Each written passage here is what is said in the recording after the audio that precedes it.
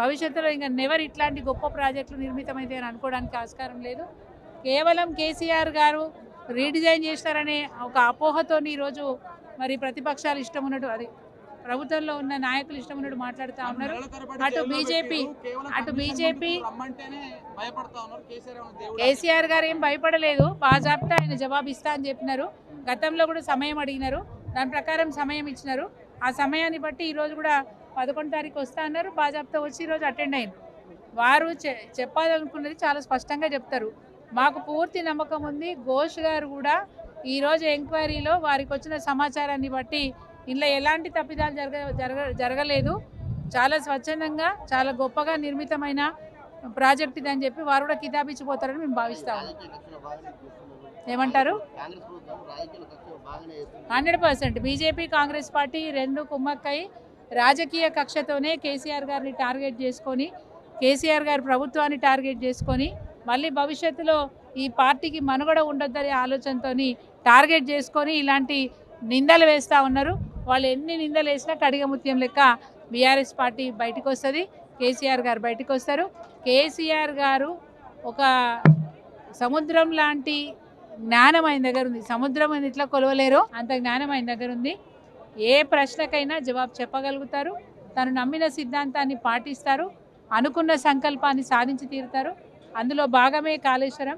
కాళేశ్వరం అంటే మేడిగడ్డ మాత్రమే కాదు, మేడిగడ్డ నుంచి మొదలు పెట్టుకుంటే చివరి ఎకరం వరకు తడుపుతున్న నీళ్ళే కాళేశ్వరం తప్ప మేడిగడ్డ ఒకటే కాళేశ్వరం కూలేశ్వరం అని మాట్లాడుతూ ఉన్నారు. ఇంగిత జ్ఞానం లేదు. ఈరోజు మాట్లాడుతున్న అధికార పార్టీ నాయకులకు తల తెలియదు, తోక తెలియదు. వాళ్ళకి తలెడుందో తెలియదు, తోకేడుందో తెలియదు. ఇప్పుడు పనులు చేస్తే కూడా తోకగా నుంచి మొదలు పెడుతున్నారు. బనకచర్లు ఎందుకు తీసుకొస్తున్నారు? మీరు ఎందుకు సపోర్ట్ చేస్తున్నారు? చంద్రబాబు నాయుడుని ఎందుకు నిలదీస్తలేరు? ఆపాలి కదా, మీకు బాధ్యత లేదా? మన నీళ్ళని దోసుకపోతుంటే మీరు ఎందుకు ఆపరని చెప్పి అధికార పార్టీ నేను అడుగుతా ఉన్నాను. ఈరోజు కాళేశ్వరం ప్రాజెక్టు గురించి ఇంత రాద్ధాంతం చేస్తున్నారే, ఈ ప్రజలకు న్యాయం జరగలేదా? వెనకటికి 2014లో 60,000 మెట్రిక్ టన్ల ధాన్యం పండించిన రాష్ట్రము ఈరోజు 2023లో 3.5 కోట్ల ధాన్యాన్ని పండించిందంటే కాళేశ్వరం యొక్క ఉపయోగం ఎంత బాగా మనం వాడుకున్నామనేది తెలియట్లేదా? స్పష్టంగా కనిపిస్తలేదా? ఎక్కడికక్కడ గతంలో వైఎస్ఆర్ గారు ఉన్నప్పుడు మరి అనేక ప్యాకేజీల కింద ఏది ప్రాణహిత చేవల్ల అనే పేరుతోని ప్రాజెక్ట్ నిర్మాణం మొదలుపెట్టినారు. కానీ ఏం చేశారు? తల దగ్గర ఏం చేయలే, తోక దగ్గర చేయలే. నడుమెట్లల్లా కాంట్రాక్ట్లకు పైసలు అంటగట్టడానికి, కమిషన్లు దొబ్బడానికి ఆ రోజు వాళ్ళు మొబిలైజేషన్ అడ్వాన్స్ల పేరు మీద కాంట్రాక్టర్లకు ముందుగానే అడ్వాన్సులు ఇచ్చి అక్కడింత కాలువలు దొబ్బి వదిలిపెట్టిపోయారు. అలాంటి కాలువలను కూడా ఉపయోగించుకుంటూ డబ్బు ప్రభుత్వానిదైనా ప్రజలైనా నమ్మి ఆ గతంలో వినియోగించిన నిధులను కూడా సద్వినియోగం చేసుకోవాలనే ఉద్దేశంతో ఈరోజు మరి అడుగున పడిపోయిన ప్రాజెక్టులను కూడా స్టెబిలైజేషన్ చేసి స్థిరీకరణ చేస్తూ, అది ఎస్ఆర్ఎస్పి కావచ్చు, మిడ్మారేర్ కావచ్చు, ఎల్లంపల్లి కావచ్చు, ఇట్లాంటి ప్రాజెక్టులను కూడా ఈరోజు స్థిరీకరిస్తూ మరి మేడిగడ్డ దగ్గర ఉన్న నీళ్లను కిందికి అటు నల్లగొండలో ఉన్న మరి సూర్యాపేటకు కానీ తుంగతుర్తికి కానీ నీళ్ళు తీసుకురాగలిగినారు. వరంగల్ జిల్లాకు గోదావరి నీరు తెలియదు, అలాంటి వరంగల్ జిల్లాకు డోర్నకల్ ప్రాంతానికి, మహబూబాద్ ప్రాంతానికి నీరు తీసుకొచ్చిన ఘనత కేసీఆర్ గారిది. 40 లక్షల ఎకరాల సాగు జరుగుతుంది తెలంగాణలో అంటే అది కేవలం కేసీఆర్ గారి దార్శనికత. గోదావరి జలాల్ని తెలంగాణ బీళ్లకు మళ్లించినారు కాబట్టి ఓర్వలేక ఈరోజు కాంగ్రెస్ పార్టీ కేసీఆర్ గారి మీద ఒక నింద వేసి ప్రపంచం ముందు ఆయన్ని నిందుడుగా నిలబెట్టే ప్రయత్నం చేస్తాం అని పాడుకున్న నేల కదా ఇది.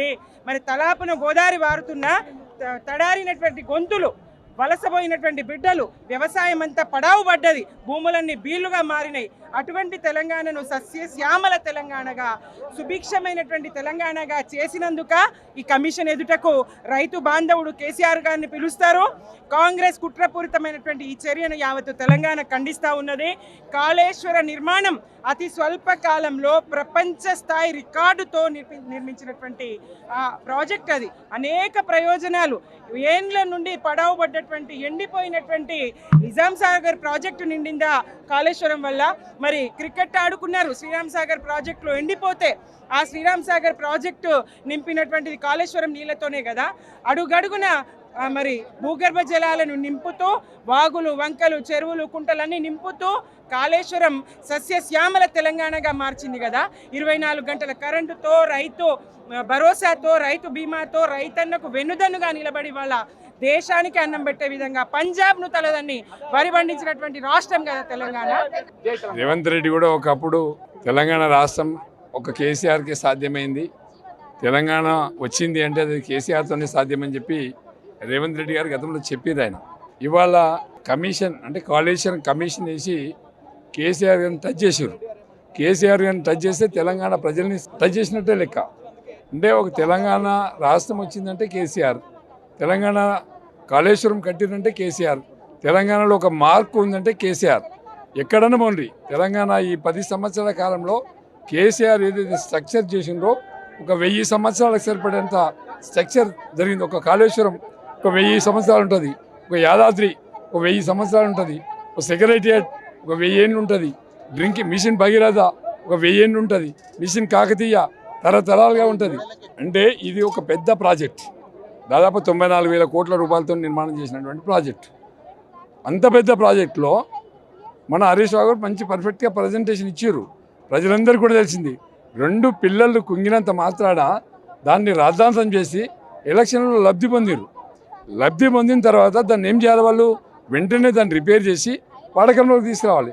లాస్ట్ ఇయర్ ఫుల్ వర్షాలు వచ్చినాయి కాబట్టి ఎస్ఆర్ఎస్పీ నుంచి ఎల్లంపల్లి నుంచి బిగ్మాన్నర్ కొట్టి అక్కడి నుంచి అన్నపూర్ణ, రంగనాయక సాగరు, మన మల్లన్న సాగరు, కొండపోశమ్మ సాగరు, బస్వాపూరు, గంధమల్ల ఇవన్నీ నింపుకున్నాం. మరి కాళేశ్వరం ఫెయిల్ అయితే గంధమల్ల కొబ్బరికాయ ఎందుకు కొట్టిండు? కాళేశ్వరం ఫెయిల్ అయింది, కాళేశ్వరం పనికిరాదు అంటున్నావు కదా, గంధమల్ల కొబ్బరికాయ కొట్టినావు, గంధమల్ల నీళ్ళు ఎక్కడికి వస్తాయి? హైదరాబాద్కి డ్రింకింగ్ వాటర్కి 30 టీఎంసీలు తెస్తా అంటున్నావు, మూసీ నది క్లీన్ చేస్తా అంటున్నావు, 30 టీఎంసీలు మల్లన్న సాగర్కి వెళ్ళి తెస్తా అంటున్నావు. మరి కాళేశ్వరం లేకపోతే మల్లన్న సాగర్ లేకపోతే 30 టీఎంసీలు నీళ్ళు ఎక్కడిది? ప్రజలు కూడా అర్థం చేసుకుంటారు కదా. కేసీఆర్ గారు వాస్తవంగా కొన్ని వందల సంవత్సరాల నుంచి నలుగుతున్నటువంటి సమస్యను, రైతులకు ఉన్నటువంటి సమస్యను పరిష్కారం చేసినటువంటి వ్యక్తి కేసీఆర్. ఇలా కాళేశ్వరం నిర్మాణం చేయడం వల్ల దాదాపుగా 17-18 లక్షల ఎకరాలకు నీళ్లు రావడం వల్ల కొన్ని కోట్ల మెట్రిక్ టన్నులు ఇలా వరిధాన్యం వచ్చి భారతదేశంలోనే పంజాబ్ను తలదన్న విధంగా, పక్కన ఉన్నటువంటి ఆంధ్రప్రదేశ్ను తలదన్న విధంగా, హర్యానాను తలదన్న విధంగా ఇలా విపరీతమైన క్రాప్ వచ్చి,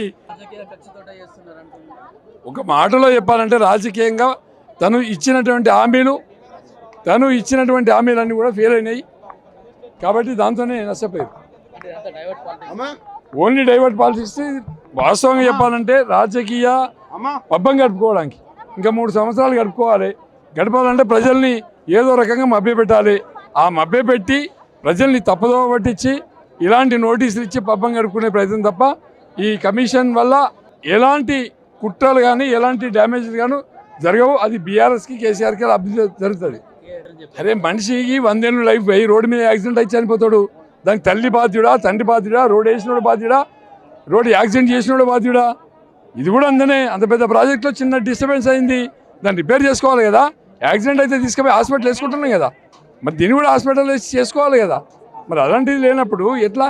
100% రాంగ్. ఇది రాజకీయ పబ్బం గడుపుకోవడానికి, కేసీఆర్ గారిని బదనాం చేసుకోవడానికి పెట్టుకున్నటువంటిది. కానీ దీనివల్ల కేసీఆర్ కంటే ఎక్కువ నష్టం రేవంత్ రెడ్డికి జరిగింది.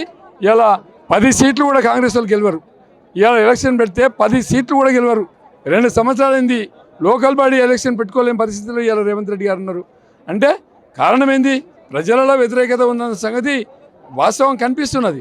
ఇవాళ మభ్యపెట్టే ప్రయత్నం చేస్తూ ఉన్నాడు, ప్రజల్ని మోసం చేసే ప్రయత్నం చేస్తూ ఉన్నాడు. రాష్ట్రంలో కాంగ్రెస్ పార్టీ నాయకులు రాబందుల మాదిరిగా మీద పడి దోసుకుంటున్నారు. ఏ ఆఫీసు అయినా అవినీతి, ఏ లీడర్ని టచ్ చేసినా అవినీతి, ఎక్కడ చూసినా అవినీతి అవినీతి అవినీతి. అవినీతిలో కూరుకుపోయింది తెలంగాణ రాష్ట్రం. అభివృద్ధి కుంటుపడింది. ఇలా ప్రజలు ఎక్కడ చూసినా కూడా రోడ్ల మీదకి వస్తున్నారు.